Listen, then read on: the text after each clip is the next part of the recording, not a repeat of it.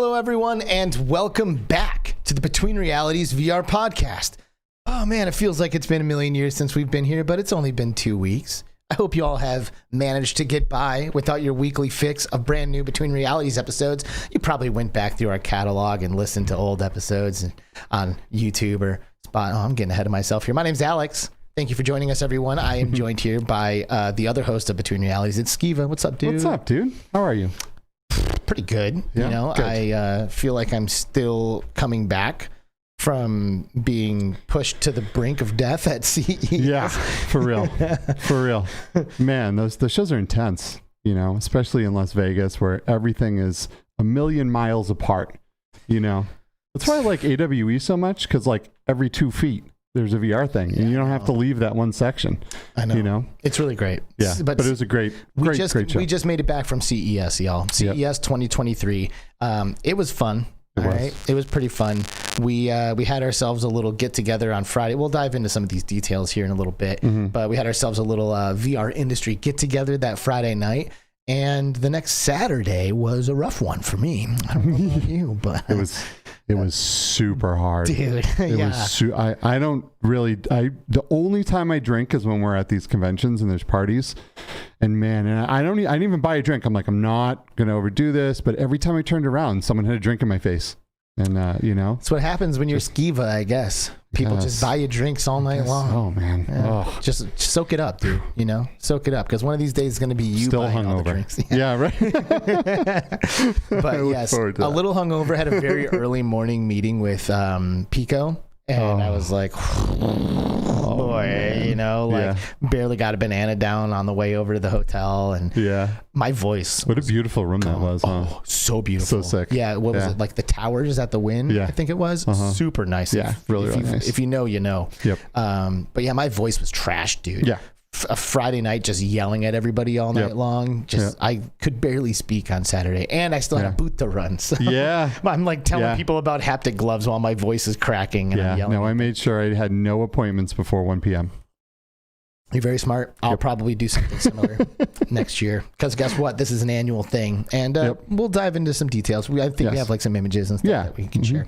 Absolutely. But before we do a whole lot, let's say hi to chat. Hey, everybody watching live on Friday, January 13th, 2023. It's the first show of the new year, right? Oh, yeah. I think it is. Happy New Year, everyone. Happy New Year. Happy New Year. It's here.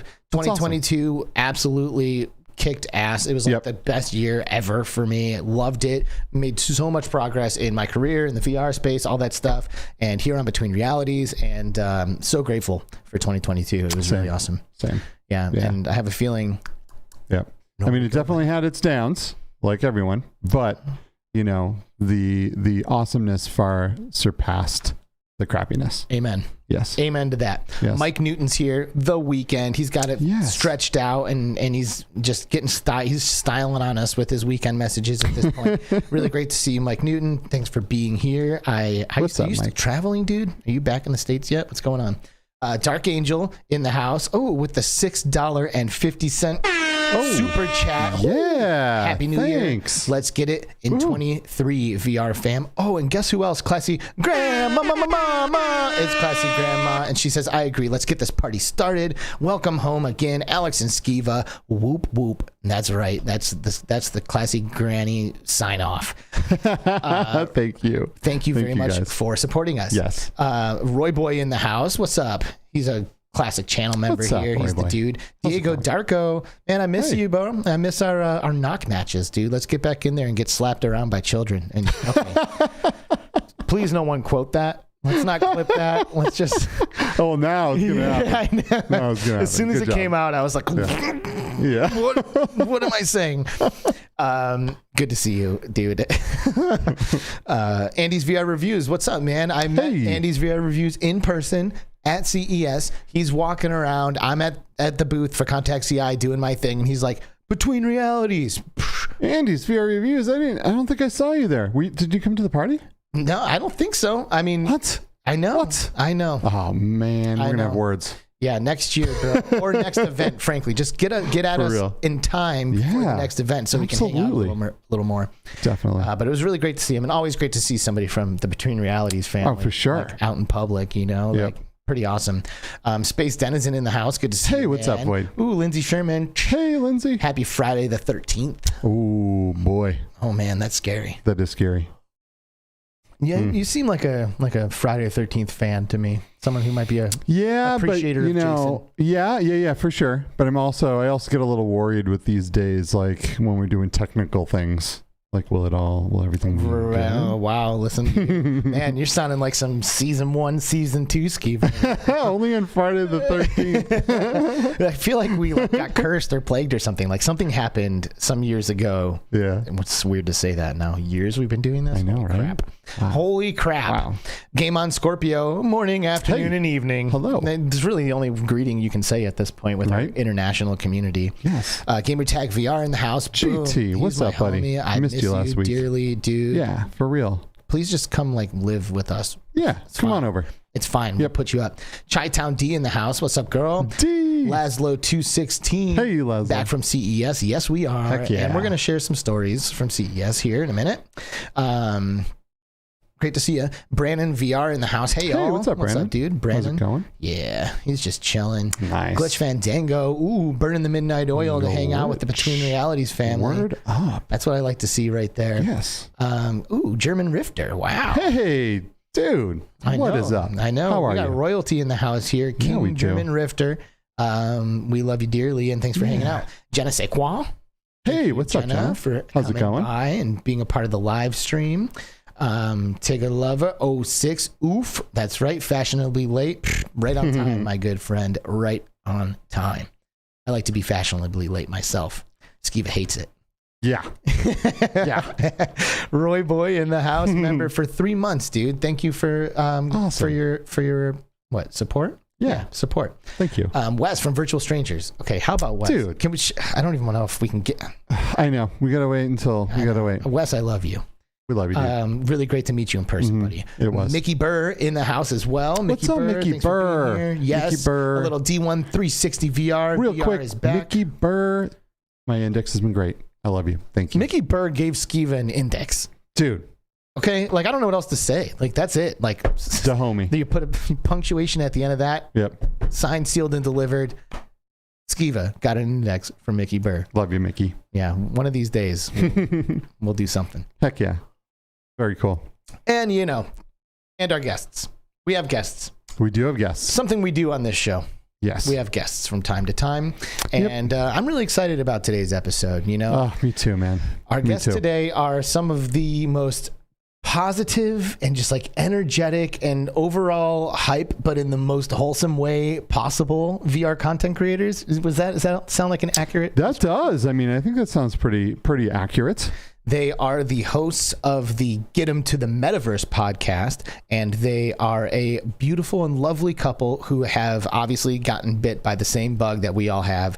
And let's just bring them on right now. Please welcome to Between Realities, JDun and JoyReign. Yay! Hey, man. How y'all doing? Yeah. Listen, we are so excited to be on this podcast. I have me and my wife, we will sit on Fridays or we will sit sometimes and I'm like, man, I got to catch up on this. I'm driving somewhere. I got to catch up on this. I got to watch my boys, Alex and Steve. Yes, we appreciate it so much. I've messaged y'all since the time y'all said we could be on this. We was like, oh my God, I'm going to be on here with the VR fam. So yes. What's up, everybody out I'm there? so stoked to have you on here, man. We really are. Both of you guys are just so awesome.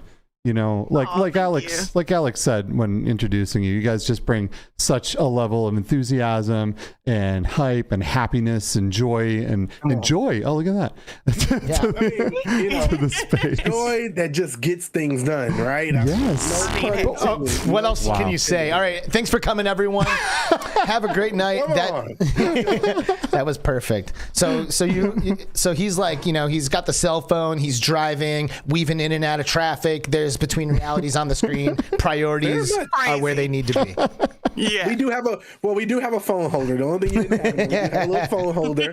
And so I'm like literally, and so like I'll snap it down and hurry up and say something in the chat and then put it back up. And she's like, baby, focus. I'll type. So if you've seen getting things done in the chat and I'm driving, it's her typing. Nice. You know? Okay. All right. There you go. Nice. Hey, it's a team effort, all right? Like Cwamne and I know that. I'm sure, you guys know that, being a team to pull all this stuff off together. For real. 100%. Yes. Man. For real. 100%.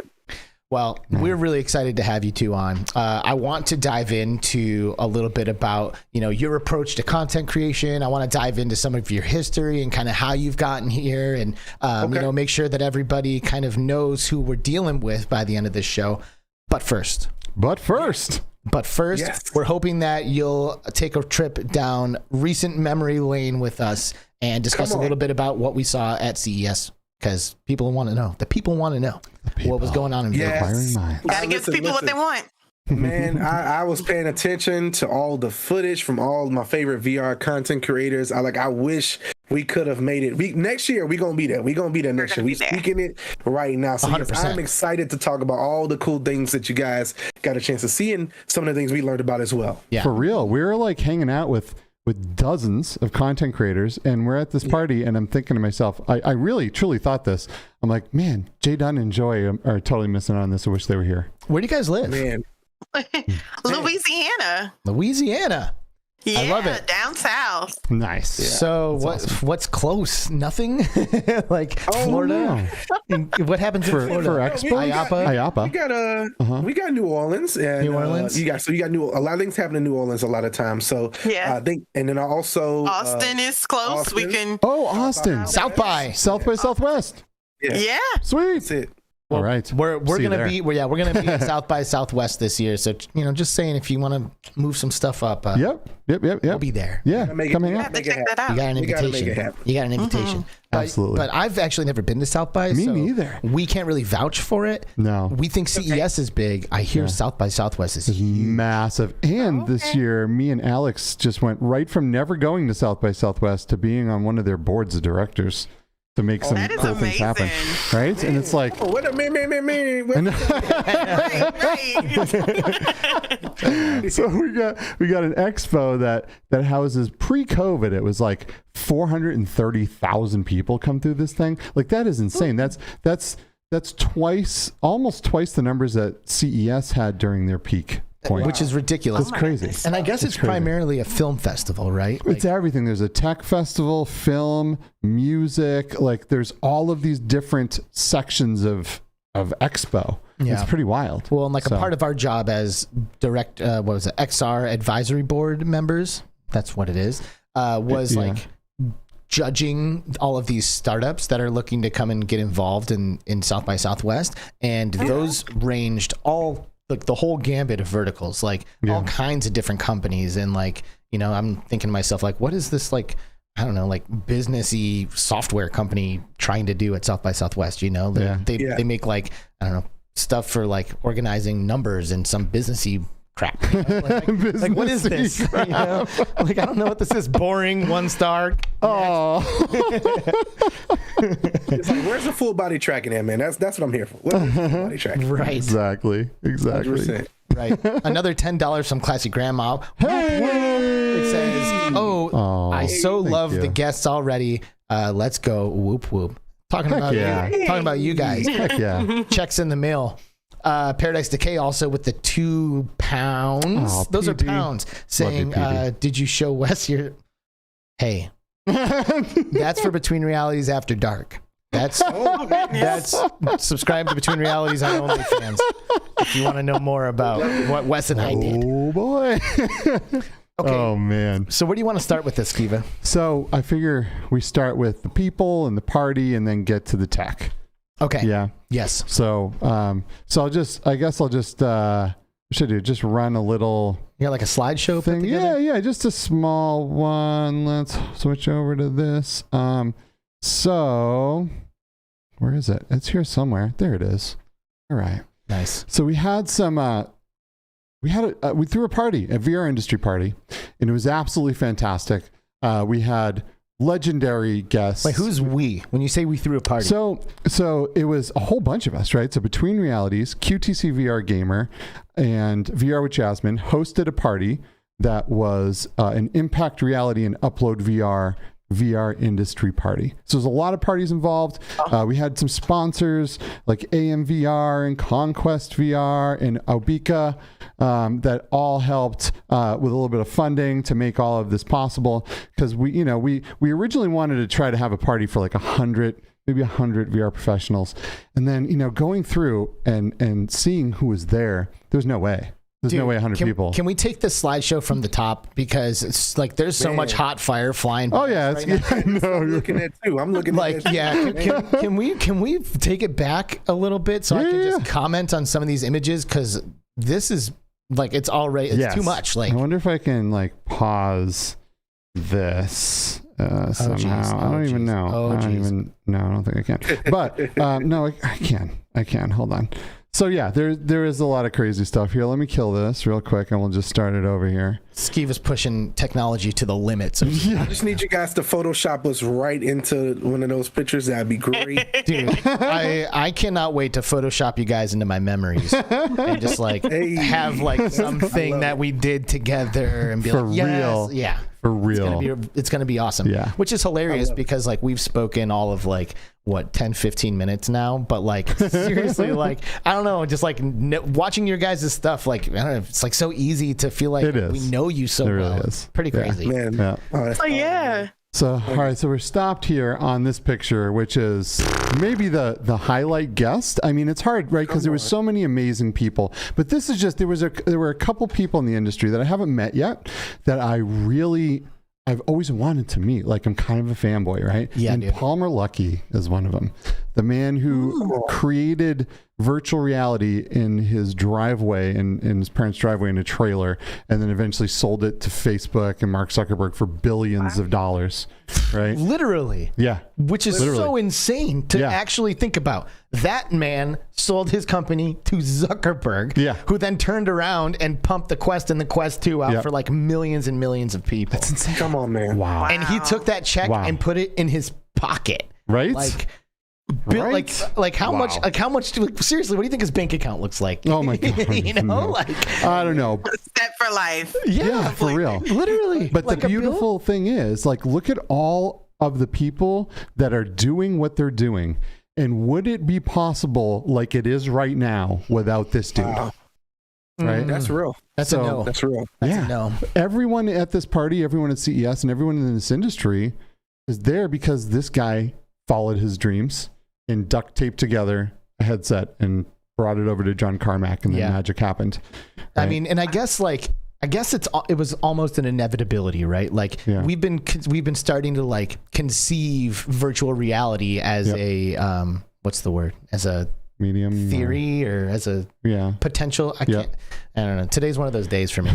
But like we started to like conceive it as like an idea, and way before the technology was ever there. So like it's amazing that Palmer Luckey was the guy, but it kind of gets me thinking like it was gonna happen no matter what, right? Like, it was gonna be someone. Sure. Yeah, but it might have been a little bit longer till all of this really happened, because it started in in the 90s, right, with the virtuality, I think it was called, right, with CRT headsets and 20 frames a second, and then it faded out, and it needed to get to the point where technology started meeting up with what needed to happen for this to really take off. So I guess it was Palmer's device that first someone was like, whoa. Yeah, and they brought it over to Valve, and then birthed the Vive, and he started it all, right? So I've always wanted to meet this guy, and I was like, oh no, I gotta be cool. This guy actually RSVP'd to the party. I gotta be cool. In my brain, I was flipping out, man. But you said to him, I have to know. That's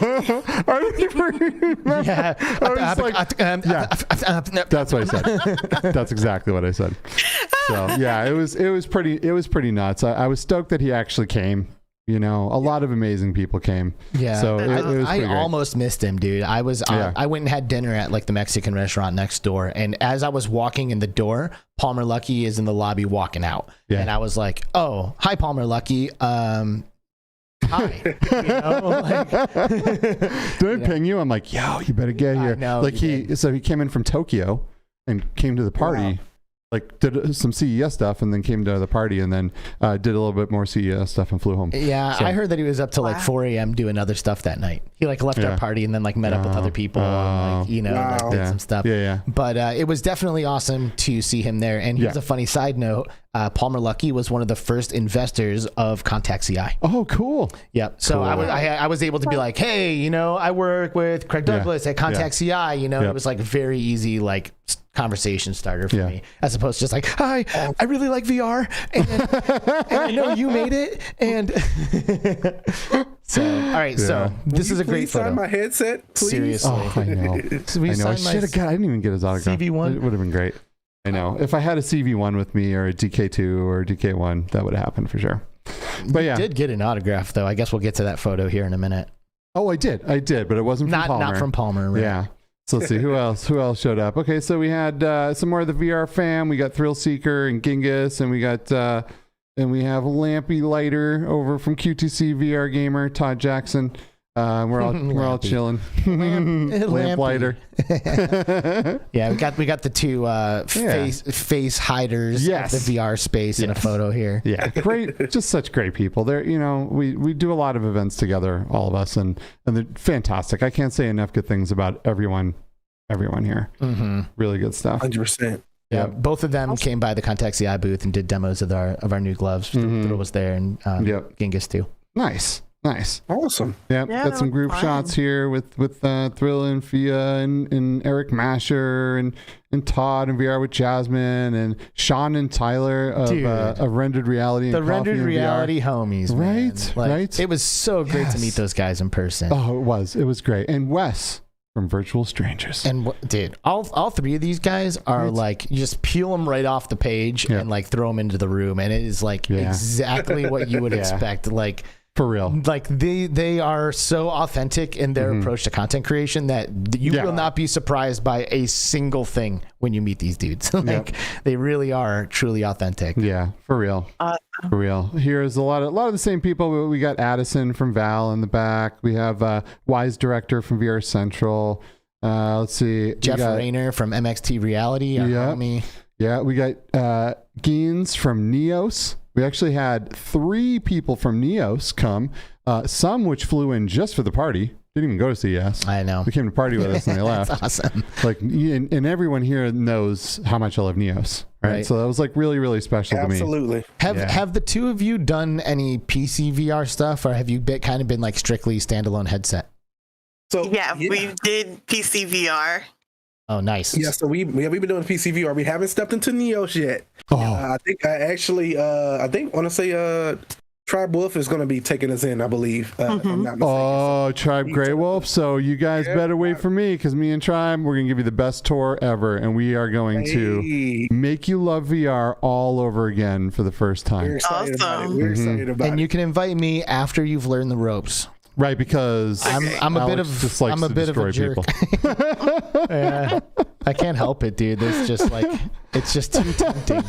You know, the stuff you can do in there is ridiculous. Like if I shoot you with a bazooka in Neos, you go flying like 100 miles an hour, like, off the map kind of stuff. You know, like that you can displace people, you can grab them and stick them in a Pokeball. You can shrink people down with a shrink ray. Like you can do all kinds of Sounds stuff. so fun. It's so It really fun. does. It's pretty nutty. It really is. It's super fun. But I can't wait to get in there with you guys. It's going to be pretty magical. Yes. Awesome. So Yes. yeah, this is a great photo here with the whole squad. It is. Me and my one of my best Yeah, that's homies Tribe. in the world is Tribe Grey Wolf. And I just had to throw this picture in here because I just love this guy. I really do. And then here we have Alvin Grayling, who is the president of HTC Vive China. Now, this is another guy that I've just always wanted to meet. You know what I mean? Like, he was just up there in my holy crap, VR, celebrity, if you will, status. Right. So it was really, really great to see him. I was able to tell him directly to his face that Vive hasn't done much for me since the original Vive, but they have recently knocked it out of the park with Come the on, man. That's HTC what we want to hear about. XR That's what we want to hear Elite. about right there. And we will, and it's going to be glorious because I was blown away. And he was pretty confident when I was talking to him about it because I haven't had a chance to see it yet. Yeah. And I'm like, oh, I'm hearing some stuff about this headset. He's like, try it, you'll pre-order it. Yep. I was like, oh, really? Yeah. Well, I'll be the judge of that. All right, I did. mister. I did, and I probably could get one from them for free. But I'm like, I don't even want to take a chance. I need this thing. Okay, well, get me a free one, and you pay for. I'm working on it. Yeah, sweet. I'll split the cost of the PID one with you. Okay. If you make that happen. Yeah, for sure. And you can send one of those down to Louisiana too. Hey. All right. Hey. Yeah, All right. but you guys are gonna need 2 as well. So Skiva, we need like 1, 2, 3. Oh my goodness. 4 XR Elites. I will. Let's just make it 10 just in case. Yeah. Just in case. I will give some people some names, but we are going to talk about this headset in a little while. But I did want to point out Alvin because great dude, did not have to be at this party and came anyway, and we were very appreciative. Super friendly. Amazing guy. Just a fantastic dude. I honestly, I'm kind of waiting to meet someone in the VR space who I don't feel that way about. I know. And we can come onto the show and be like, who's not amazing? This guy. I know, right? Met him. Didn't care for him. I know. I don't know how VR attracts the best minds that there are. Yeah, it's really crazy. It does. It's pretty wild. It does. It really is. Oh, so how about this though? Kyle, the man at uploadvr.com, the guy who kind of runs the show over there and makes sure that everything goes the way it should. The guy who reached out to us to kind of bring us in as Upload VR correspondents. And I couldn't have been happier to finally get to shake his hand in person. So it's pretty great. He's one of those guys where like you almost can't believe that it is your first time meeting. It's like, wait a second, like this is it? Like this is actually the first time that we're meeting face to face. Like we've been on so many calls with him and like chatted with him at length, and we've had ups and downs, and it's like crazy to think that that's the first time that we ever shook his hand. And we were standing there, and someone else was talking, and that person was like, "Yeah, I used to be the manager over at UploadVR.com," and he was like, "Oh, well, let me introduce myself. I am the current manager over at UploadVR.com." It was pretty funny to see the old and the new. Yeah, that was Daisy, who now is on the Pico team. Yep, she's head of business development, I believe. Sounds about right. Something like that. Yeah. Whatever. But people. Kyle, when we were outside in front of the bar having this conversation, did say, and I quote loosely, that bringing us on as correspondents is the best decision that he's made at Upload. Oh man, I remember that. I almost cried a little bit. There were a few things that were said that I almost cried a little bit over. One of them was the CEO of Pimax came over from China. They had a big, huge booth at CES, spent a fortune on it. Those booths are not cheap. They typically run hundreds of thousands of dollars for booths that size. And he came up to me and he said, "Thanks for inviting me to the party. I've been told by many people that this event is more important than all of CES." And I legitimately almost cried. Boom. Yeah. Disco VR is here in our chat. Of course, she was at our party. She came by the Contact CI booth. Well, good, because there's about to be a picture of her on the screen in a few minutes. She says, at that party, I felt like I hang out with you guys all the time. Definitely didn't feel like I met many of you for the first or second time. That is the vibe of the VR community, man. For real. Yeah. Oh, Tatiana, it was fantastic hanging out with you. It really was. So who's this guy? So this guy is Brett Leonard, and he wrote and directed a movie that really spawned my interest in VR and really began my VR obsession. And that movie is The Lawnmower Man. And if you've ever seen it, came out in 1992. This was before 3D graphics were even a thing. This was like Super Nintendo days. Yeah. Right. And this guy conceived of what VR would be like. He thought about what it might look like to hop into VR and hop into the metaverse and like all of this stuff, and really just blew my mind. And I watched that movie dozens and dozens of times as a kid, and I just loved it. And then I found out that the director and writer was coming to this party, and I was like, I can't even believe it. I had a copy of the movie ready with a Sharpie. That's so awesome. Dude, awesome, man. sign this. I played The Lawnmower Man on Super Nintendo a ton. Like my brother, it was like one of the co-op games that I had on my Super Nintendo. My brother and I played the crap out of The Lawnmower Man on Super Nintendo. Oh, yeah. That's so cool. Yeah, that's so cool. So that's just the game adaptation of the popular movie starring Pierce Brosnan, by the way, Right? who was like my GoldenEye, from GoldenEye. He's like my James Bond, so anyway, Lawnmower Man, pretty big deal. And if y'all haven't seen it, that's one to watch. It's really good. Yeah, it's really good. watch that. It stands up. Today, it stands up. It's pretty cool, and it kind of has it's got a little cheese, but it's 92, right? You just really got to go into it What did remembering you it. expect? It's slight 92, cheese for sure. JD, we got to put that on our list. Yes. Put it on the list. Yes. Put it on the list. The You got movie Pierce Brosnan. changed me as a child. It did. It legitimately changed the direction I wanted to go with my life in the future. Wow. And it's interesting too because it kind of like touches on some of the like latent potential of this technology that really not a lot of people are having conversations about like in the same way that the Lawnmower Man presented it, which I'm not going to say anything anymore because you guys should probably just watch what happens in the movie, but that guy made it. Alerts. No spoiler alerts. I'm the most anti-spoiler dude you will ever meet. Seriously, like I don't believe people should be quoting the original Star Wars movies. Because there's like a quote that everybody likes to say from Star Wars about, and it ruins part of the story. It ruins the story, and it's like, I'm sorry that I wasn't born in 1965 and able to get to the movie theater in time to watch it, but like, exactly, I had plot points of the original Star Wars movies ruined for me via pop culture references way before I ever saw the thing. That's a crime. That's true. It's a crime. It is. I don't need to know who's father. Okay. Yeah. No. Let me find out in the movie. Yeah. For Very real. true. For real. And For real. most people disagree with me. They're like, dude, that movie came out 50 years ago. Like, it's impossible not to have spoilers. This is true. Like, whatever, I don't care. So here we already talked about Sean and Tyler from Rendered Reality and Coffee and VR coming out. First expo that we've seen them at, and they were fantastic. They were just as amazing as you would see watching them on the show. They're genuine. They have a real passion and a love for this tech, and it just shined through. With everything.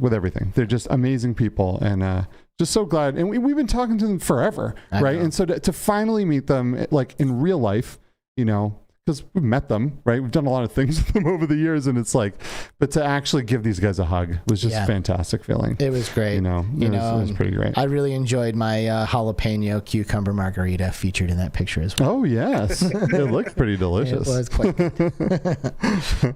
This is Jamie Feltham. I don't know who here may know him or not, but he was like the games guy at Upload VR for a really long time, and recently left. Everybody better Upload. know Jamie. Yeah, he's a legend in the VR community. He really is, and he left Upload to work for HTC because of the impact he knew this headset was going to have on the industry. So he left Upload to go there. It's just pretty awesome, and finally get to meet him as well, IRL. And these guys, Jamie and his wife Zena came on our show, the first Upload people that we ever really, interviewed or talked to. That was a big deal awesome. for us. Steve was freaking out because we had Upload on our show. I know. It's definitely before. I was super fanboy, man. I was such an Upload fanboy. Mm-hmm. And here's a fun little. If this doesn't speak to how they are as people, nothing will. We started the show with them, and because of the time difference, we had to do a pre-recorded episode instead of a live one, and we got into the conversation. We're going, things are flowing, it's sounding great. We're probably about 25 minutes or so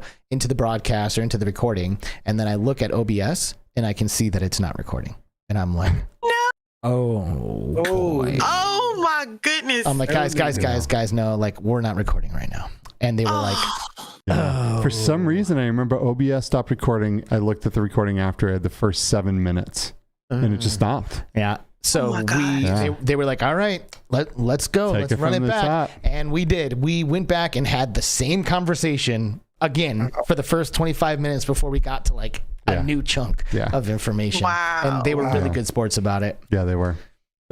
Great people. I think that's their way of telling us that they're not recording right now. We're not really guys, we're not live. We're going to do this all again here in a few minutes. So remember everything you said. Yeah, that is the good thing about going live. Is like like if your audio is messed up, someone in the chat's like, yo, your audio is messed up. Yeah. That's good. Yeah, for real. Because we did, like before we were a live show, we recorded an entire show once. And the audio was destroyed. It just wasn't usable. We had to throw the whole thing away. Oh, man. Yeah. With a guest I was stoked to have on, too. Right? Anthony. Anthony. From VR365. Yep. Who, not doing the I almost thing said anymore, rest in peace. I know. He's not dead. He just I stopped making content. Yeah, you did. Rest in peace, brother. Rest in peace. Oh my god. Anyway, moving on. Let's get through these photos. Yes. Moving on because we don't want this to take forever. So here we got CreeperBetty. We have Z-Storm in the background and Eric Masher, my business partner at Impact Reality, and myself. Man. And Tribe Grey Wolf, his shoulder right over there in the corner. Looks like. Oh yeah. Yeah. Great people. Betty's amazing. You know, one of the sweetest people you'll ever meet. Z-Storm up is here flying in hot on my t-shirt. Legit homie. Z-Storm. Man, I just love all these people. Yeah, this is good. I really do. This is good. Oh, there's Tatiana. Hey. So Tatiana from Disco VR. Oh, that's a great photo. Look at how happy. Isn't that absolutely fantastic? Yeah. That's nice. Yeah. Tatiana's great. She is a side quest representative, right? She does disco and VR. She does all kinds of stuff in the VR community, and just a awesome. phenomenal person. Yeah. So Meta ambassador. Are you guys ambassadors yet?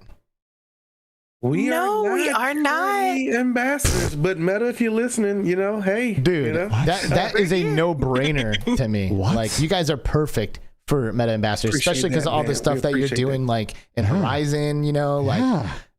Just like you're just in Horizon just because. That's something that we need to talk about. Yeah. Get through these photos. We definitely have to talk about that. Yeah. Yes. Yeah.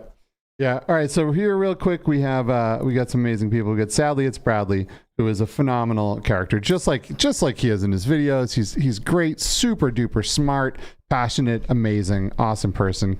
Kaz and Sherry, and then pretty much everyone else we've seen in prior photos here. Just all amazing people.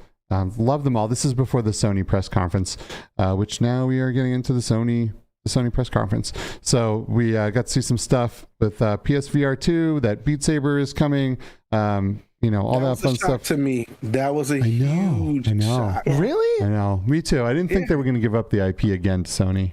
Oh man, I would have been shocked if I found out that Beat Saber was never coming to Sony PlayStation. Well, I mean, but they need reasons to have people still, want to pick up a Quest when a hot headset is coming out like the PlayStation, right? It's like, well, Beat Saber's over here.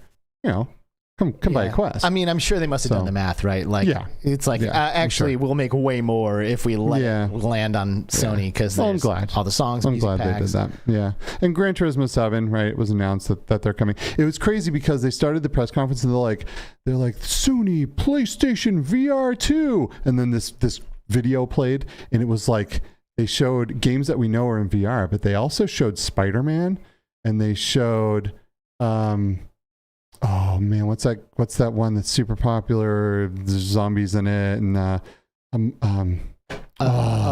is it that story game? Yeah. Where they're making a Netflix show out of it? Yeah. The Last of Us. The Last of Us. Yeah. So they showed The Last of Us and they showed Spider-Man, and I'm like, oh my god, they're gonna announce those, and then they didn't say anything about them, but they showed them while talking about PSVR 2. So take that with however you want to take that. I take that with like a half a grain of salt. A half a grain. Yeah. But I get to play with the PSVR 2 again, and I get to play Horizon Call of the Mountain. And oh my God. Is this going to be it, man? Like, I literally sat there. I looked like an idiot because the first 15 minutes of this demo, this picture right here is taken during the setup of the eye tracking. But when I got into the game, my jaw was on the floor. Oh, goodness. It was like I couldn't believe what I was seeing. Oh, gosh. Wow. I was... Did you feel any head haptics? Yeah. Uh-huh. Yeah? Yeah. They were super cool. Yeah. For real. I was worried about that. I was worried about whether or not those haptics were really going to add immersion to the game. So does it really add more immersion? Yeah, for sure. Absolutely. I thought it was fantastic. Everything, the dynamic foveated rendering of the headset and being able to, I didn't have to click anything. I was just like looking at menu items. Like I looked at a menu item, hit a button, and it was selected. Like I went through all the menus and all of the things and set my comfort settings and did all that stuff just by looking at stuff. Is that actually more convenient than just like using a controller? It was so fast. Okay. Like I just looked at the thing and I clicked the button. It was like instantaneous, like menu thing. Like I didn't have to like click a thumbstick and go over and dink, dink, dink, dink. That's the one. Click the button. It was just like look, click. It was nuts. I'm interested in that because there's a part of me that almost wonders if there are some methods of input that are already just like the best and like the cleanest, you know what I mean? Like kind of like the index controller grip versus an Oculus grip, like night and day, you know what I mean? Yeah, the Oculus grip's way better. Exactly, you know, and it's doing less. Yeah. So I'm wondering there must be some, I wonder as far as you're saying, you enjoyed using gaze to navigate a menu. I did. Because you have to look at the menu to select it anyway. And then on top of that, you're clicking over and you're looking for the little highlighted thing to go on the menu that you want, and you click the button, right? This is like you look at it and you click, and that's it. Yeah. That is it. You know, weapon selection, all this stuff is going to be huge. It's going to be amazing. Gaze-based throwing is what I'm most excited about. Yeah. Look and throw. And where I'm looking is where it goes. Yeah. Like that, I am man, that would be really looking forward to. Yeah. I hope Firewall does that. Yeah. Yeah, the controllers were phenomenal. The resolution of the screen was amazing. The HDR inside of the headset just made everything look, you know, the brights are super bright. The darks were really dark. The graphics were out of control. Sweet. And so this is PCVR graphics, basically. Oh, yeah. It is better. What I saw for Horizon Call the Mountain was better than almost everything I've seen in PCVR so far. You know, on par with Half-Life Alyx. Stuff like that. So it was, you know, I mean, that's just one game. You know what I mean? That's just one game. Because not all the games are going to be like that. PlayStation 5 is badass, it's a right? Beast. Like it is a beast. Yeah. And, you know, I honestly feel that like consoles can get more out of the on-paper specs. You know, it's like if you were to build a PC using the exact same specs as the PlayStation 5, the PS5 would probably be better, right? Yeah, because everyone has the same hardware. Everything's the same, so they optimize for that one set of things instead of 1,000 different combinations of video cards and hard drives and motherboards and Bluetooth things and like so they can really dial it in, and what you get is amazing, and especially because they only have to fully render everything directly in the middle of what you're looking at, because everywhere else is probably a blurry mess. You can't tell because that's what real life looks like, but when you're looking at is where it's rendering in all of its glory. Right. So they're taking all of that processing power and they're saving it and they're putting it all into that little speck of the screens. You know? What does that mean for content creation? Like, are videos going to come out with like clear centers or like a clear spot like flying around on the screen? I mean, they showed the stuff on the screen that looked great. Oh, so maybe the social output is a separate image. I don't know exactly technically how it's possible, but I mean, you know, we were all watching other people play and it looked great. Well, and I guess if you think about the way that the PlayStation VR social output already works on the first one, like if you're playing Moss, for example, like it gives you like a formatted image, you know, it's not just plucked straight from one of the eyeballs, you know. So what do you guys think about the PSVR 2? Are you excited for this, or what do you think? Oh man, so okay, I'm gonna let you take that, JD. I'm gonna take the first part, and I want you to take the second part. So we're pretty much VR nerds here, so we're like, all right, you know, we got to have every piece of tech coming out, right? So we don't currently have a PlayStation 5. We have an Xbox, PS4, basically everything else except for PS5. So I had it in the cart because I was like, look, we gotta get it. We gotta get PSVR 2. We gotta get it. You just have to do it. My wife's like, okay. I got it in the cart and I said, do we need it? Do we need it? Do we want it? Do we have to have it right now? She's like, no. I was like, all right. Took it out the cart. But then I see videos like this, and I see pictures like this, and I hear all this crazy. So then I'm gonna let Joy take it from here. Where we at with it right now? So well, first of all, you guys should be representatives of this because y'all are selling me on it. So I'm like, maybe that was a bad decision. Maybe I should have been like, babe, get it. But from the specs that I've seen and everything before, I was like, I don't think that is something a necessity right now. But the way that y'all are talking right now, I'm like, babe, we may have to get it. Have to order this after we get off of here. So I mean, the other part of that too is that when we got the Quest Pro, so you know we were big. Super excited, got the Quest Pro. So we're like, all right, you got these Quest Pros, they're gonna be a leap forward. And then we get in the Quest Pro, and it's like it's the optics are incredible. It's much clearer and it's a little bit more brighter, you know, a little bit more colorful. But it definitely wasn't a performance boost and huge change in graphics, even though we haven't seen true eye foveated rendering yet. Right. except for Red Matter 2. So it's like we were hoping that we're gonna start seeing that, and plus we have PCVR, so it's like we don't really need it. But now I'm about to go put it in the cart when we get out of here. So it is what it is. I will say, man, I bought a PlayStation 5 like a long time ago. I don't know when it was, a year ago at least, and I have barely used it. Like. Very barely. Yeah. We're always in our headsets and stuff, and I'm like, babe, it's just gonna collect dust, just sit there. But until that PlayStation VR 2 comes out, that PlayStation VR 2, like I think Call of the Mountain will be reason alone to pick this up. Like, some huge, epic, awesome adventure with scale, like up the wazoo, like huge dinosaur creatures stomping around you and stuff. Oh, it was so sick, man. I got it. I can't wait. So sick. Do we know how long the campaign is? Because here's my fear. It seems like a tech demo. It seems like, okay, we want to show you the power of this thing. And it's going to be a great story. But then when it's done, it's done. Yeah. And so that was my thing. It's like, I got to see other games that really take full advantage of its full-fledged stories. Well, here, so do we know how long the campaign is? I think it's 6 to 8 hours is what I've heard. Okay. And it's not open world, I don't think, like Horizon Zero like Dawn kind of deal. Right. It's more like an Alex. You're going through the story, but that, for me, I like that a lot. You know what I mean? I like being guided through a story and being wowed through every step of the way. I really enjoy that, right? So for me, it's good. Now, to create a game like this takes many years of development, right? I mean, we're talking years and years and years of a big studio putting everything they have into this, right? So you're not going to get a plethora of games at this level.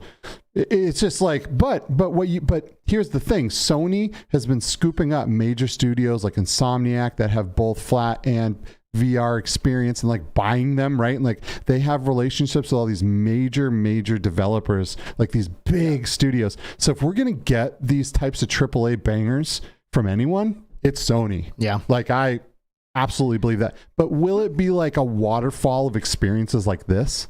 Yeah. I doubt it. Right. I mean, this is I want to do this quick hot take moment from getting things done right now. All right. Real quick. I actually believe. Now, Joy is a PlayStation person. She's a PlayStation person. Yes, I am. I actually believe Xbox VR, right? I think the Quest, the Microsoft deal with Meta and what they're doing with Xbox Cloud Gaming and all stuff like that they're going to be doing this year, I actually think we might see a partnership there where they bring VR titles into VR properly, and then it's going to be using the Quest platform. That's my hot take. Yeah, we could. It's very, very possible. Hot take. I mean, that is a spicy one. Shall see. That's spicy. Yeah. Hot take. I would be floored if that happened. Floored. I think what's going to happen here is Microsoft sitting by, because the money that VR makes right now is chump change compared to flat gaming. It just is. It's a little drop. It's some coins in the couch cushion, right? So I think what they're looking at here is what's going to happen with the PSVR 2, right? If it blows through the roof, I think we're going to see Xbox VR with maybe a partnership. Most definitely. Right. Same with, this new HTC headset. Same with a lot of this stuff. If someone knocks it out of the park and a lot of people start to adopt this stuff, Microsoft's going to jump in. They have all the money in the world. They have unlimited funds. They can make things happen super fast. And they already have the partnerships in place to like get the ball rolling as soon as they feel it's necessary. They've worked on Windows mixed reality. They have all these partnerships with all these different hardware companies that have gone and made VR headsets in the past. They could jump in whenever they want. And then, they're not stupid. They're gonna, when the business wise, when it makes sense, they'll be there. They absolutely will. Yeah. 100%. Well, I just don't see that happening this year. Yeah, it might not be this year. Yeah. It not be this year. Maybe next year, maybe 2 years. But eventually they have to. Yeah, because VR is an inevitability as far as we're all concerned. Yeah, right? That's like saying, geez, you think Microsoft will ever support like, LCD screens, like flat screens? They're going to stay on CRT forever because only a couple people own the LCD. But screen, they also don't make TVs. They're like Sony does, they do make display adapters and all that kind of stuff. But this is why this partnership with Meta is a big deal. They don't have to make the headset. All they got to do is turn some stuff on the console, and write some drivers, get some software people on it, and they don't have to produce the hardware anymore. So we'll see. We'll see what happens. Hey, and also thinking about the fact that also when it comes down to how the cloud streaming, there's been some things, data mines and stuff like that on some of the public test channel updates for the Quest, where they're seeing that Meta is definitely testing. I think it's like Project Avalanche or something like that, where they're testing cloud gaming. So that could be their answer to PSVR. Hey, listen, you don't have to have another device. We'll give you the best content possible from our cloud gaming system. Who knows? But we're sold on the PlayStation 5, so we're gonna get it. It's literally gonna go in the cart as soon as this show is over. So we're good. I promise you, Firewall will give enough. There's no way that they are gonna miss the mark. I'm really putting every egg I have in the Firewall Ultra basket. Firewall 0 Hour is one of my favorite first-person shooter experiences. They nailed it. And it is, to this day, an absolute blast if you can manage to get a group together in there and go play that game. Even with its fuzzy PlayStation 1 optics, the aim controller was so awesome. And I know there's not going to be an aim controller for the PlayStation VR 2, but that we know of. The game is going to. I'm getting my money's worth out of my PlayStation 5 playing Firewall. I can already tell you that. All right, so this has gone on for a very long time, so I'm just going to fast forward some of these. Hey, also Red/Ace, thanks for becoming a channel member, dude. Oh yes, thank you. Looks like he tried to do a super chat earlier and it didn't work, so opted for the membership, which we'll take. That means a lot to us members and Patreons. Also, we love you guys. We do. Thank you so much. You guys are the best. All right. So something else you want to show here? Yeah. Let me just fast forward some of this. That was cool. The shift all glasses. Yay! Right. I'm gonna just cruise through this. Magic Leap 2, phenomenal AR, best I've seen. Absolutely awesome. But this is like on par with how excited I was for PSVR 2, and for different reasons, right? This new Vive XR Elite headset is so good. It is to me, it's what the Quest Pro should have been. Dare I say that, right? Okay. Because it's super tiny, it's really thin, ultra light, hot swappable battery. Inside the front has a battery too, so you can just pop the battery out of the back and you can throw a new one in, right? It has color pass through with a depth sensor, right? It has pancake lenses. It has decently high resolution screen. It has a 90 hertz refresh rate, nothing big there. Field of view is 110 degrees. It looks like you're in a Quest, but it doesn't feel like you're in a Quest because it's really thin, it's really light, it's super well balanced. But then you can pull this thing apart, take the back battery off, plug in your phone to USB-C, and now you have your phone in full tracked virtual reality where you can use your phone apps and sitting on a plane and watching Netflix or whatever you want to do. And then when you're ready to do some real VR again, you can pop the thing back on, right? And then and you're back in real 6DoF so you VR. Can choose to use your phone as a tethered 3DoF VR controller. But I don't mean just that. It's takes your display and it puts it up like a big screen that you're on, and you can do stuff on your phone. You know what I mean? Which is really cool. And it's super thin. So what do I want? What do I want that feature for though? To text travel. Someone? For me, it would be used for travel and for, doing whatever on my phone, whatever I do on my phone, browsing Twitter, social media, watching videos that maybe I have quick access to, and a Hulu app or something, right? It's kind of so you take the in-real glasses because right now if we're traveling, we travel with a lot of stuff. So you got the Ray-Bans, stories. I have we have the Rokids, we have the in-real. Mm-hmm. So it'll be only having to use one device. So my VR all in one same device. Unplug the piece back, plug it straight into a phone, cast I'm using my in-real glasses, and then when I get into the hotel, go full throttle VR. That's really cool. And it's compact, right? It has a little capsule it puts in. So that was for the Flow, and I think this would still fit in there. It's super tiny, but you couldn't get the back strap in there with the big battery on the back. So you could do that, and you could just leave that part at home if you really wanted, or throw that part in your suitcase, and then just have that in the little capsule, right? And then pull it out on the plane, right? Wow. But then they had the Wi-Fi 6E Ultra Mode PC VR streaming. Oh, wow. And it blew my mind. Like I played Kayak VR in ultra high settings on there and I didn't see any compression. Like whenever I do anything wireless on PC VR, no matter how good it is, I always see a little bit of compression. You know what I mean? Yeah. And like I didn't.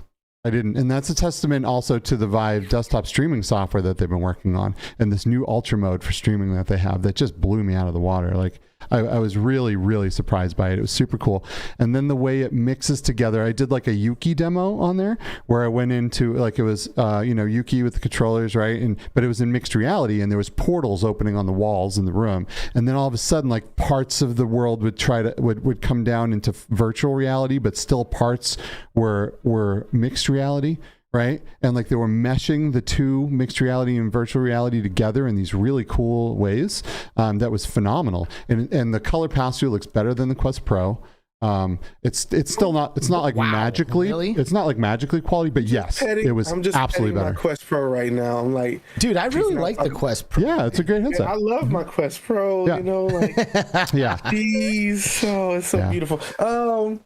But that's the part. The pass-through is when I really, because does it have the same stereo depth sensor? Like I know they have the depth sensor, but do they have the two cameras that's handling? Yeah, they do, but it's still the single color pass through, and they overlay the color, but it looks really good. And there's a depth sensor, so it's able to understand what's in the room. They have all kinds of things that they are planning on doing with being able to, just scan things in your room, and because it's using like a LiDAR type technology, it knows what's happening in the room, right? So it's really cool. The what can happen with this headset in the future is just through the roof, man. I mean, sound like you know something. Sound like you see you was. I do have to be careful. Was like, I do have to be careful. the stuff it could do, Yeah. I do have to be very careful. Cool stuff coming.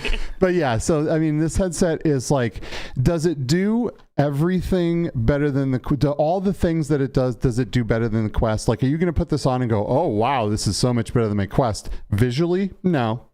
But like the weight, the distribution, how it's convertible, the PCVR streaming, the pancake lenses, the diopters. So if you wear glasses, not everyone with glasses has to wear the glasses in there anymore, right? So you can just adjust the diopters. You're good to go. Pretty awesome. It's like super thin, mixed reality. It's everything all in one, like super tiny thin headset. What about controllers? The controllers are the same controllers as the Vive Focus 3. Which are great. They're pretty close to Quest controllers. They're all right. They're nothing, super special. The Quest Pro controllers are phenomenal. They are not Quest Pro controllers. Yeah, those are right. so good. That's the best part of the Quest Pro. The controllers are absolutely killer. See, they're talking good about you, baby. Yeah, I mean, I like the Quest Pro. So I'm ready to transition a little bit here. Yes, absolutely. One of the best reasons, in my opinion, to own a Quest Pro is if you are doing social stuff with a meta avatar. Yes. Because the meta avatar captures all the facial expressions and when I jump into my work meetings every single week, I'm the only one who does so on a Quest Pro. Everybody else is on a Quest 2. And the second I enter the room, people are like, whoa, okay, yep. Wow, look at that Quest Pro. It's like instant, just like there's subtleties that are just massive and huge. So that's a really good way to take advantage of it. But I personally don't do a ton of that stuff. And if you've known anything about me, you know that I am really not a fan of Horizon Worlds, but you two are. You two spend a lot of time in Horizon Worlds. So I'm interested about that. Like, do you maybe you've heard me complain about Horizon Worlds before or talk smack about it. And she has, and we have, yes. Right. So, is there something that I don't know about it? Or is it not for everyone? Like, what goes through your mind being fans of it when you hear me say that kind of stuff? I'm going to let Joy take it first. I'm going to let her. Yeah, so the first thing is that I feel like a lot of people, when they enter into Horizon Worlds, they enter in the very generic portion of Horizon Worlds and they don't go into the depths of it. And so when you first load in, it's this place where anyone could come into, and it may have screaming kids. You may have people that just don't respect the space. And so that's everyone's first impressions of it. And it's like, this is not it. But when you go into it, what we've experienced is the community is a very supportive community, well, close-knit community, and the worlds that people are churning out are incredible. Now, compared to the fidelity of all the other, how could I say, well-established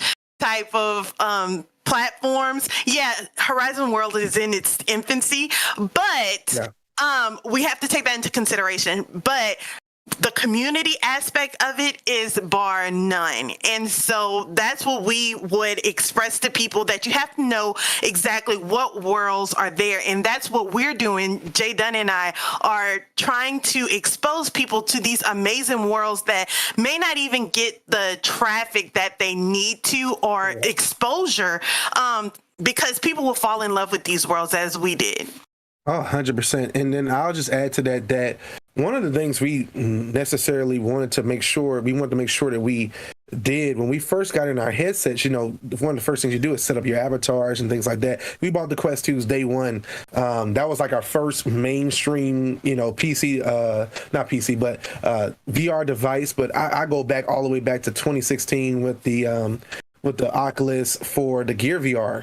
And so setting up that device, getting into venues, we're going to venues, we're like meeting people inside of venues at the time. And it was just really magical to talk to people from all across the world being at this concert together. And then when Horizon Worlds opened, it was just a natural pull to like, okay, well, let's go check it out. Before we get into Rec Room, before we get into VR chat, because we kept hearing, just like everything else, VR chat has a reputation. You go into a certain world, you load in, oh, you a noob, it's over. Like you about to get bombarded, right?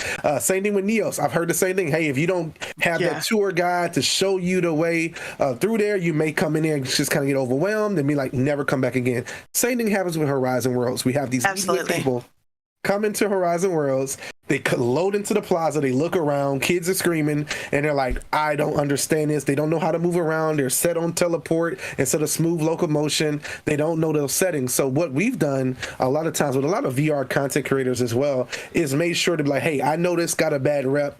Come hang with us. Come chill with us. Come connect with us. We'll take you to some of our favorite worlds. And then once you do that, most times people are like, oh my gosh, okay, wait, this is actually really dope. Like I said, not the fidelity of VR chat, not the fidelity of and the capabilities yet of what Neos do, but we do know they mentioned it in MetaConnect. 3D imports are coming. TypeScript is coming in as well. There's a couple of cool things they're going to be doing behind the scenes that they've mentioned in the MetaConnect. And so the whole idea there is we just found really this is our place. And then we love our avatars. Let me tell you something. We're going to start it off right here. Yes. Representation is everything for us. Absolutely. When I go into VR chat, let's just going to keep it very honest. Yes. I can't find avatars that look like me. Yeah. It's not very easy to find avatars that look like me. So unless you're a 3D artist that can go in and create your own avatar from different types. Yes, I could be a Fox guy today and then I could be something else tomorrow, but sometimes I just want to look like me. And what Meta has gotten down really good is allowing me to really just kind of hone into me, my wife, hone into her. And so when I see her in that world, I see my wife, and we made a promise, and this is just getting into our desires for us, that everything we are in the real world, we're going to be that in the metaverse. So we're a married couple in real life. We're going to be a married couple in the metaverse. We've met people who do that a little bit differently. We want to make sure there's representation. So those avatars, it's a big deal. If I get into a video game, me and my wife get into a video game and they don't have the skin color and of who we are, it's like I don't play it. Just be honest, because that's something that's important to us. We want to look like us. We're making content about your game. We're making content. We're putting this stuff on our channel to promote, to push to all races, creeds, and beliefs. But at the same time, if I can't look like me, what's the point? So Meta Horizon Worlds has allowed us to have that identity, and we found a really great community, not just us, but every type of community is in there. Yes. You just got to find it. It's just like everything else.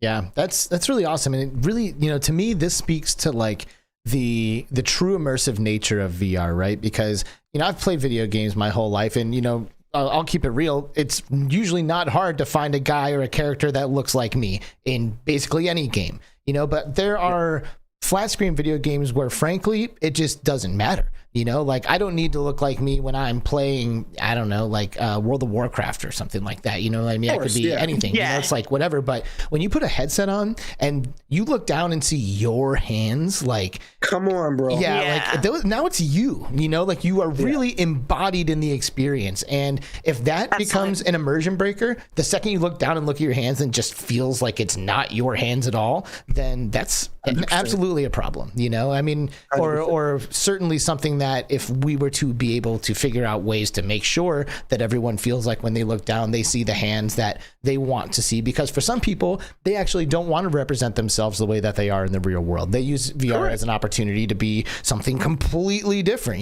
Maybe they're a furry and now they want to have the paws instead of fingers. You know what I mean? Like everyone should have the opportunity to do that to the best extent possible. So I'm right there with you, and I can absolutely see why that would be something that really is important and helps you decide which platforms you choose to spend your time in. Maybe you guys can. That pulls us into the meta platform, because those avatars now in all of those different applications, like Forever Games is one of our favorite game makers on the Quest store, and they have meta avatars through their whole system. So it's a no-brainer to buy their games, because when I get in there, I look exactly how I look. And now that they have the avatar store, they've kind of locked us in a little bit, because I want to use what I've purchased for my avatar to wear. My wife wants to come in. We got date nights. We do VR date nights in there. She wants to come in, look cute for me. And I'm like, oh, look at you, girl. I see you, it's amazing. It's powerful. But at the same time, like I said, we know every application is not going to have that. So we have leeway. We'll take the ghost hands. We'll take being a Caucasian persuasion every once in a while. Yeah. Well, we don't mind that. It's just that we want to have options. And I think it's important to have that inclusion and representation. And that's why we started Getting Things Done. That's why we're doing Get Them to the Metaverse, to show that it's much more than just one type, right? Well, and that's huge, because I agree. This stuff is for everyone, but I'm a white guy. You know what I mean? Like there's only so much that I can do. I didn't know that, man. I know. But there's only so much that we can do, and like it's like everyone's invited. You know what I mean? Like everyone should feel like they are included and are a part of this, because this technology is more than just games, right? It's more than just people wanting to make a video game and putting it out there. Like there's something really, really special happening here, and everyone, 100%. Regardless of what you look like or where you come from, deserves to be a part of it and deserves to feel like they are included in some of the decisions and some of the expression that is available there. Dark Angel flying in with the $6.50 boom super chat. One more time for the peeps in the nosebleeds. Representation in VR spaces for all. Boom. 100%. There it is. Get everybody involved. And so, listen, if there are people out there listening, because we've been trying to look at the chat and stuff like that. I saw Tribe Grey Wolf said he wants to get in with us. Definitely, bro. You and the wife can come and connect with us. You got our information. We would love to take y'all into Horizon World. Anyone in this chat who has been on the fence or came in there and had the wrong experience with Horizon Worlds, we absolutely live for that, to bring you in, to change your narrative. And some people we may not be able to, but we just know once you're in there and you get to hang with us, we're gonna make it dope. We're gonna make it fun. I would love that. Like I think that would be so awesome. Maybe you can bring Steve and I in, and like give us the Horizon tour, and I'll be in there. I'll be skeptical. I'll be hard to win over, but if you do, then I'll make sure you did it, and then we'll trade you for the Skiva Neos experience. So we come in and do Meta Horizon Worlds, you join us in Neos, and then we can have a conversation, because once you see what we're talking about and I see what you're talking about, I think we'll have a better understanding of where we are on this Metaverse. It's so funny, because everyone loves their platforms, and to me it's like you go to different countries and people have this like people love where they're from, their country of origins and all this. And to me, like, you get like sucked into your metaverse platform or your social platform, and then you get this pride about it, right? And you just love it. And then you go somewhere else and you feel like you're in another country, right? It's pretty wild how that happens. But it's but at the same time, I love going to Europe. I love going to the Middle East. I love going to all these different places, and I love to explore everywhere else. Do you know what I mean? Yeah. And like, there's so much to see out there. And, I've been a little bit more fortunate. I've been able to go into Horizon with some different people that know some cool worlds. And like, I've experienced some really, really, really cool things in there. But I have not had the JDun and JoyReign tour, and I need that in my life. For it. Yeah. Come on. But my wife, she's made this incredible world called Joy in the Morning. I would love for her to share it with you guys, because that's the experience when we bring people in, we bring them into the Getting Things Done verse, and we bring them into Joy in the Morning. But Joy in the Morning is the pinnacle to me of what is possible in Horizon World. So I would love for her to talk about it a little bit. Yeah, that's one of the most powerful things I've seen her do. Yeah, so Joy in the Morning, first of all, it's not a morning show. I'm not a morning person, so don't think that it's like a show that's like 6 o'clock in the morning or something. No, that's not me. But Joy in the Morning is actually an expression that is it means overcoming. And so a lot of people I have met so many people in Horizon Worlds from all walks of life, all types of backgrounds, and everyone has something that they're dealing with. They're hurting, they've experienced something. Everyone has a story. And so what Joy in the Morning does is, when you beam into this world, you're in this space that has rain falling. It has a whole bunch of sayings on the walls, like, I don't know what happened. You don't know what happened to me. Why am I going through this? Will I ever find love? Et cetera, et cetera, et cetera. And at the top of it, it says, the dawn. Wait, how did I say it, baby? It's always darkest before dawn. It's always darkest. Yes, thank you. It's always darkest before dawn, and you have 3 pathways that you have to choose. And once you choose those pathways, it comes into the set of Joy in the Morning, which is a sun-filled, bright, sunny set. And so that represents that we're all going through storms. We're all going through things of our lives. But if we just keep going, if we choose that path, we're going to end up where we're supposed to be. And that world is used to empower people to become more joyful, optimistic, and yearning for positivity. And so we've had crying sessions, we had laughing sessions. It's like a big therapy session where everyone gets to contribute to the conversation and tell their experience of what they've gone through, but they've overcame it. And it's so empowering. And at the end of it, we go and read the Joy in the Morning affirmations, which are saying, I am loved, I am good enough. Even if someone, doesn't accept me, I accept me for me, et cetera, et cetera, et cetera. And at the end of it, people are crying again. Wow. And they leave feeling better than they came. And so to sum it all up, it's an experience that everyone needs to experience, showing that I'm accepting me.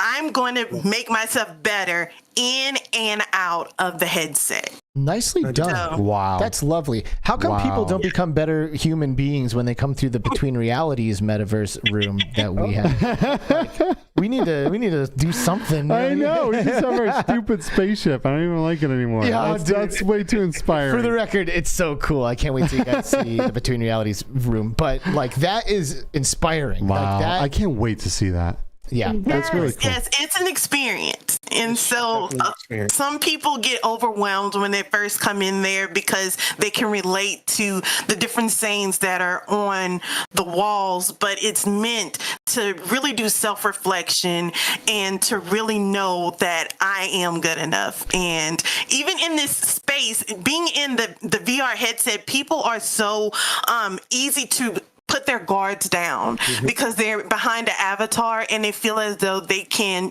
pour out their hearts. And so to take advantage of that and to be able to help people along the way, it just gives me so much joy. So that's so absolutely good. Love it. That is so good. So I want to know a little bit more about you guys. Like how, like, you know, like tell us about when you met. All right. I want to know when you met. And I want to know, like, have you always been gamers? And like, just tell us a little bit about the path to becoming VR content creators. Oh, that's lovely. All right, so we'll go in a little bit. So me and Joy both were lovers of music. So we met through music. So she is a phenomenal, not just beautiful woman, but she is also a phenomenal singer and songwriter and performer. So we met through music. I had a label, and so we worked together a lot, and so we became really great friends. And over the time, we began to look at each other and be like, you know what? Wait a minute. I think you know you're pretty cute, you know, you're pretty bad, and I'm pretty handsome. So how about we just make pretty cute, pretty handsome things together and come together? So in 2020, we made it official and began to like really start dating. And so that was right around the time, of course, the pandemic happened, and so enter, you know, I've been wanting the Quest 1, has been looking at the Quest 1 for the longest, and I'm like, man, I don't know, you know, let's just wait on it. And then Quest 2 comes out. I got the Quest 2 day one. Boom. The next day, I bring it to her house. You know, we living separately at that time.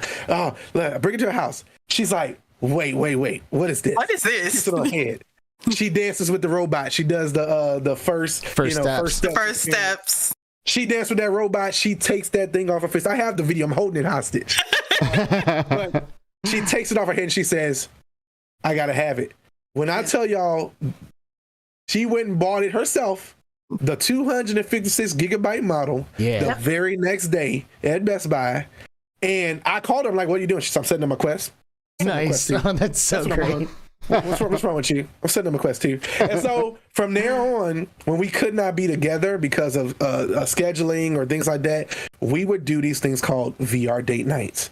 And it was super cool. That's when we started off in venues, and we ventured off into Ratchet and X and Cookout and all these great 2-player games and experiences. So let's enter into 2021, and this is where we're both going to have an opportunity to really speak deep on this, is when I really felt this deep pull on me. I've always been a motivator. I've always been an entrepreneur. I've always been a creator, and I've been doing videos. She's also an amazing video editor and creator as well. And so coming into 2021, I was praying, really seeking, really thinking about what I should do. And I heard this name, Getting Things Done. And I was like, Getting Things Done. It's all things Duncan. My name is Jeremy Duncan. So all things Jeremy Duncan, right? So I decided April, I worked on it. I worked the craft because I believed in doing things in the spirit of excellence. So I worked the craft, got on YouTube, started the page. It was April 6th or something like that. And I will never forget this moment because I got to shout out my wife. I hit the page to go live. The banner's up. The profile picture is up. I go in the room and I say, hey, babe, I started my YouTube channel. She goes, click, I'm your first subscriber. Yeah. Aww. That's lovely. Aww. And what's so powerful about it, guys, as I told her in that moment, I'm not gonna cry, but I told her in that moment, I said, one day, real soon, I'm gonna have 1,000 subscribers. And I'm gonna remember, we're gonna go back to that day. I took a screenshot when she was my #1 subscriber. I said, I'm gonna remember that day, and we're gonna remember this, and we're gonna celebrate when that 1 turns into 1,000. And then we're going to celebrate from that 1,000 turns to 10, and when that 10 turns to 100, and so on, right? And so anyway, I want to get to the part where she can like really come in here. Hold on, my camera's about to turn off. So I'm gonna let her pick up from right there while I change out my camera real quick. Go ahead. Cool. Yes. So he started the YouTube channel. He got to 80 subscribers, and he was stuck. He was stuck at this spot of 80 subscribers, and he was going to give up. And I was like, babe, what are you doing? You cannot do this.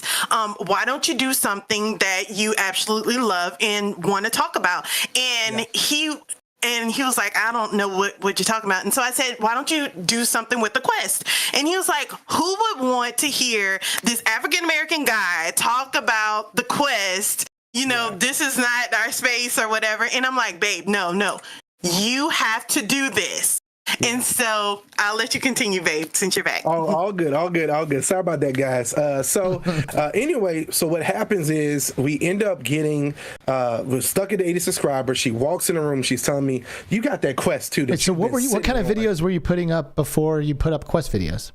Oh, perfect. I'm so glad you said that. So I was I'm a big Apple nerd. So I was doing a lot of iOS tutorials, and I was doing a lot of motivational videos, and I was doing like video game life lessons. So if you go back to the early part of my channel, you're gonna see like me comparing Sonic 2 to life and Mortal Kombat to life. Cool. And it's really, Dude, really you good. just hit two of my favorite games ever. I love Sonic 2 and Mortal Kombat. Please continue. Games of all time. Dude, oh my God, we're going to talk about that game. Yes. So that's what we was doing. And so, like I said, I was, you guys know the content creator grind. You're sending the video out to everybody you know. Please subscribe. Please like. It just was not growing. So I got to the point where I was going to stop. This is near October 2021.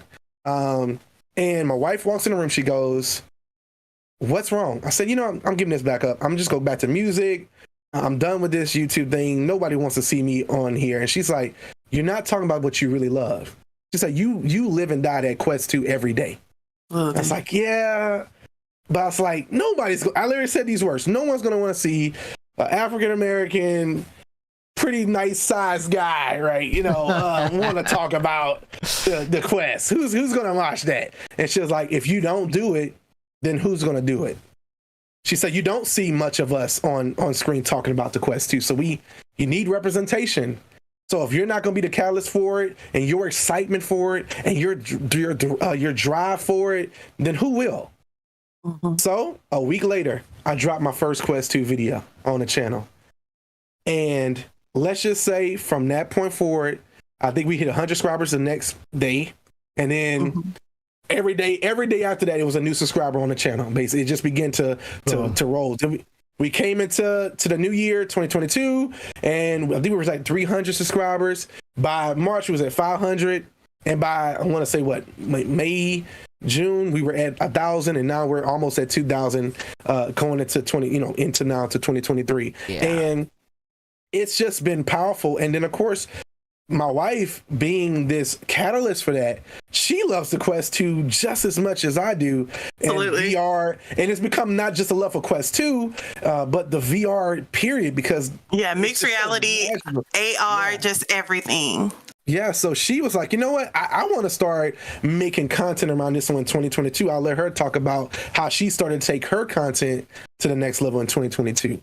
Yes, so I would do content for Joy in the Morning and whatnot, and then I started drifting off into other applications that I've fallen in love with, and from then on, I was like, okay, I have to let other people know about these things, and so I started doing my videos and whatnot, and I can't turn back. It's done.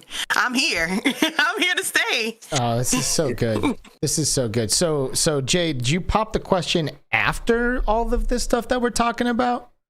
Okay, yeah. So we got the Quest 2s. We did our VR date nights. We started a YouTube channel, and then around August, right before I was about to give up on YouTube, right, I proposed.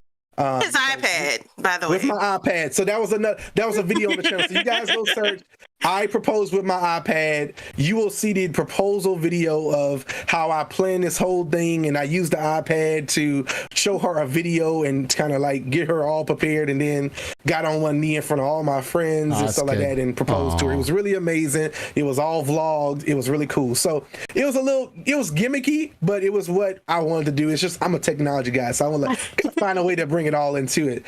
So we get married at the end of 2021. And so we came into 2022 with a new look on life. You're like, you know what? We're going to go full-fledged with this VR, YouTube content creation. We're going to go full-fledged on our social media.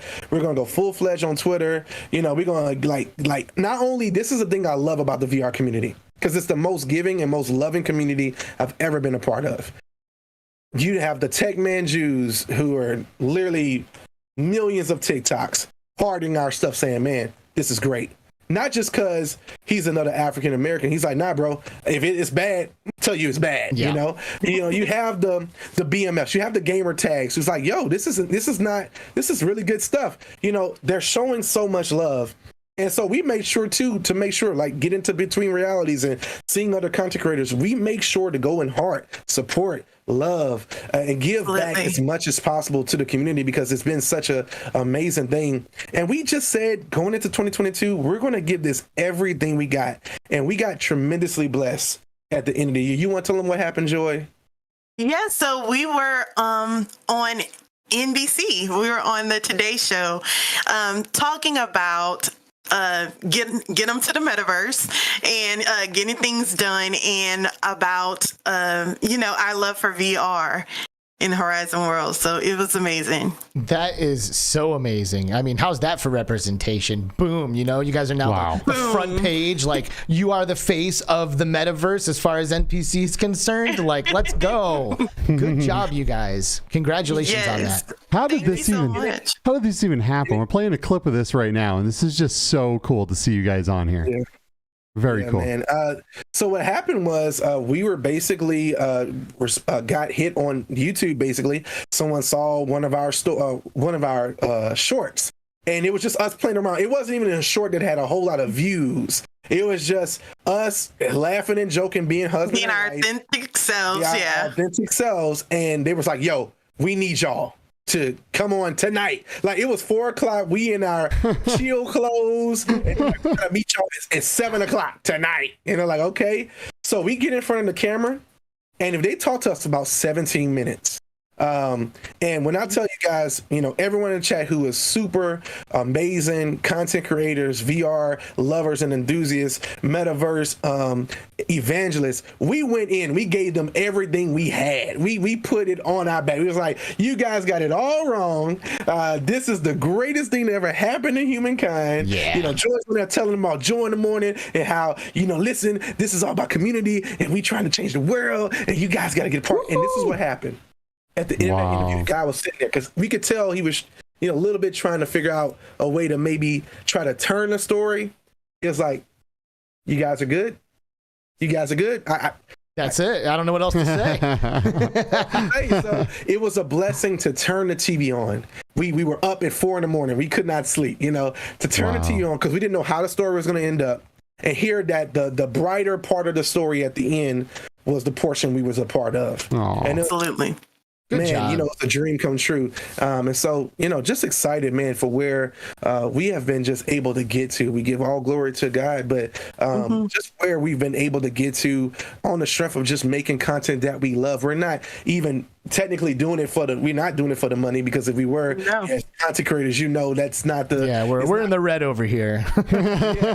Exactly. So we do it because we absolutely live this every absolutely day. Love it, and think that everyone should be able to experience this, especially people who don't even know that this technology exists, and especially people who are in those lower income families and who think that this may not be for them, or they can't get into tech, or what the odds are stacked against them. No, you have this technology that can catapult you into the next dimension. And so we definitely want to bring awareness to that as well. This is so awesome. And I mean, like, you guys get to do it together, what does it mean for, I guess I want Jay to answer this one. Like, what does it mean for you to be able to enjoy VR, create content, do all of this stuff with your wife, with your life partner? Oh, y'all don't have enough time, but I'm gonna try my best. It is the greatest thing that has ever happened to me, to have your best friend in the entire universe, the person who you can play Super Mario 3 with, Sonic 2 with, Mortal Kombat with on an arcade machine in the back of the house. Then beat him. And beat him. And then the house, playing arcade games, get on front of the PlayStation and play NBA 2K, and she beats me. And then, all right, babe, now that we've ate and done all that stuff, the favorite foods we both love, and doing the same things because we both work from home, it's the greatest thing ever. Yeah. Then we get to, at nighttime, put our headsets on in separate rooms, log into the metaverse, all Sword Art Online style, and just vibe out together and maybe go to VR chat at the end and spend some time in one of those worlds watching a movie together. It's the most incredible thing because after we do that, we take it off and we can go in our bedroom and be together. And man, I don't want to cry, but it is the most absolute greatest thing that we pray so many others can experience. We know a whole bunch of people have wives or husbands who do not, cannot understand it, don't comprehend it. They're like, I don't get it. And we've done God's work, as you basically say. We've tried to like, hey, bring your wife in, bring your husband in, get the headset on them. Yeah, bring your partner in. We're gonna sell this, right? We're gonna sell this to you. And we've won some, we've lost some. Yeah. But I said all that to say that it's just the greatest thing ever. You know, it's my best. She's my best friend. She's my best friend. Oh. So it's mine. when you see the authentic, genuine smiles we have, it's not for a gimmick. When I tell you, you know, and this is just me being honest, you know, I wasn't feeling well the last 2 days. We had a power outage yesterday before our podcast. We fight through all of that to get in front of this camera, to make content, to push the platform forward. We're not pushing our agenda. We're pushing virtual reality forward as far as we possibly can take it. And so having a partner who wakes up and thinks that every day with you is the greatest power on earth. You know, it's incredible, dude, man. you guys are so awesome, man. Jay, you've obviously got yourself a real one here. You know, Joy, Yes. I don't know if you recognize that you also have yourself a real one here. Like you guys, it's just infectious, your enthusiasm and positivity for all this stuff. And like, Appreciate that, man. you know, it's Thank so you. great that you allow all of us to get an authentic piece of it, you know, like we're like in the same family because you're able to so authentically express yourselves and you know, you're pushing the platform forward, but you're also just doing it in a way that just makes sense for you guys, and it's completely obvious, and it's so awesome to see. So really congratulations for you guys on not only all the success of your channel and all this NPC stuff, but also just on the success of your lives. Like, it's so just like inspiring to see two people who love each other doing stuff together and having fun doing it. You know, it's Yeah. great. It's I'm gonna say this, and we're, you know, I'm good, man. To every content creator out there, you know, there's days we all get discouraged, that it doesn't seem like we're getting in the subscribers numbers or the views or the likes. But here's the thing. When I drop that video on the channel, it's nothing like that experience of like that first comment, that first like, that first person saying, man, thank you so much. I've had people on the channel be like, oh man, you know, million subscriber energy. Like you make videos and you really do it. It's like, yeah, that's great. But I want to see the awe on people's face when they realize what potential VR has. So to every content creator out there watching this, because I know you guys have a huge fan base. We're fans as well as content creators. You know, keep going. Stay encouraged. Don't give up. Sometimes we got to ignore the numbers and remember the mission. Remember the purpose. And I just want to give you guys thanks once again for allowing us to be a part of this show, a show that has been a landmark for me on Fridays when you guys go live, and when you also have had your other pieces you've been doing with Upload VR. I'm just, you know, we're big fans of you guys, and so we're just so thankful to have the opportunity to come on here and speak to you guys about this. Oh man, pleasure's all ours, dude. Yeah, you guys are incredible, and I look forward to everything the future brings you guys, and everything you are able to do for VR as a whole, and everyone in the community. I'm just, you know, I'm a fan as well. Yeah, and we just get to be a guys. part of it. That's the best part. I know. You know, it's like so great, especially because now that they've been on the show, it's just a no-brainer that they come join us at one of the events that we always go to. So that's only a matter of time. Absolutely. So I can't wait. JoyReign, one more time, give us some closing words here.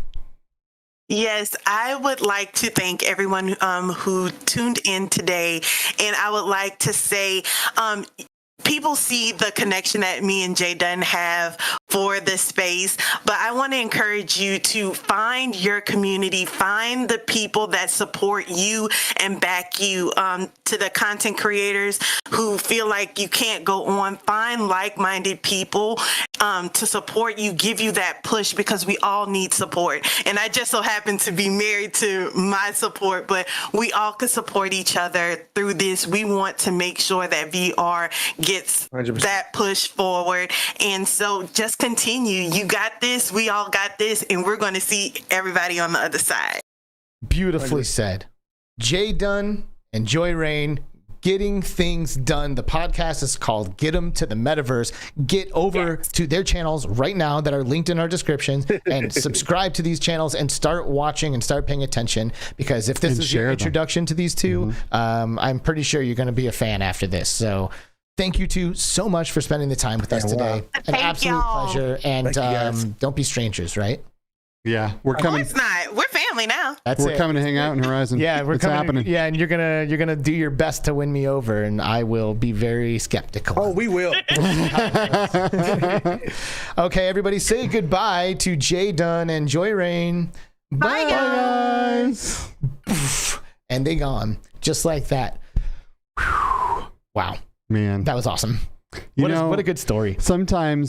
Sometimes you have guests that come on that just like re-inspire you for everything that you're doing and for your love of this tech and the community. And these are them. Yeah, it's like it's because we're a few years removed from the beginnings of our stuff together as Between Realities, Alex VR, all of that stuff, and it like reinvigorates that feeling, because like at this point, we do Between Realities. We love doing Between Realities. Don't get me wrong, but it's also like we're going through the motions here, like we show up every Friday. We know what we're doing. Like we don't even have to speak. It's like pops up and we go, but the early days, there's so much energy, so much excitement, and to be able to live vicariously through something like this is huge. And, like you're saying, absolutely reinvigorates the vibes. It does. It really does.